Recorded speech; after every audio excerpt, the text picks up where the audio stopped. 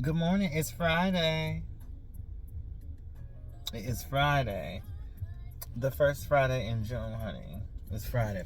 But you know me, I ain't jumping here for that. You know what it's always going to be for me when I get home? The ID channel. It's always going to be the ID channel. And tell you what I watched. And tell you what just happened. Let me tell you something. If you are in a relationship and you are dating somebody, okay? You know you want to do the right thing. You want to give your friend somewhere to stay. You know the rest of their head because they're going through hard times. But you're not going to be able to do it. You can't. Don't even set people up for temptation. Don't even do it. And it's just so sad. Like, so, this boy, they've been friends for like 18 plus years. 18 plus years. The friend was having hard times. You know, I forgot some of the people's names. So we're going to say the friend name was Charles. And the friend he let stay with him was Kevin. So Charles let Kevin stay, but Charles had a girlfriend. No, Charles had a wife, actually. And we call her Samantha. So Charles was a truck driver. So Charles was in and out of town. So Charles trusts Kevin to, to watch over the house and make sure, everything was kosher. Everything was cool, And you gotta remember, this was Charles' friend for 18 years, and this was his wife, So he thought everything would have been gravy. But let me tell you something. Your wife, boyfriend, girlfriend, whatever. Honey, you're dating someone, don't let that temptation in. I'm sorry, but you can't stay here. You cannot stay here. I'm sorry. We'll get you a hotel. We'll get you into a program. But one thing you can't do is stay here. And it's sad that we have to be like that.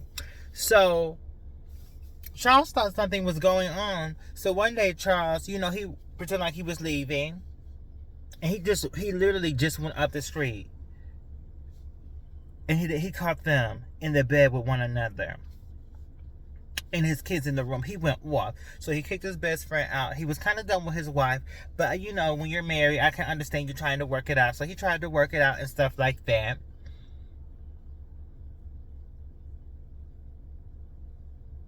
So the show I was watching was called Murder Calls.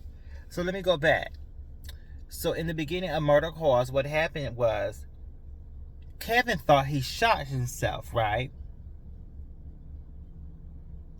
Then Kevin thought he shot himself again. Kevin passed away. So I forgot that part. I'm sorry. So later on, the detectives they're doing interviewing people trying to figure out who killed Kevin. So they realized, no, Charles didn't do it. So Charles's mother picks up the computer. And the last person who was on it was Samantha, the widow of Charles now. She wrote on an email, we don't have to worry about it anymore. We can live our life now. So that's how they caught him. And this is the shade what happened.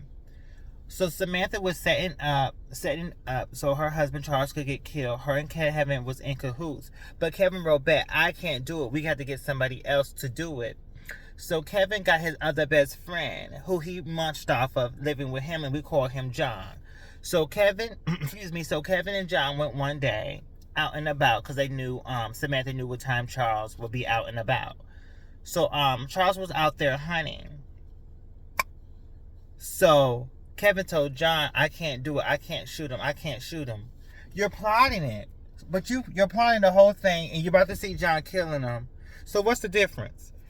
Excuse me, what is the difference? So John actually did the killing, but Kevin was there.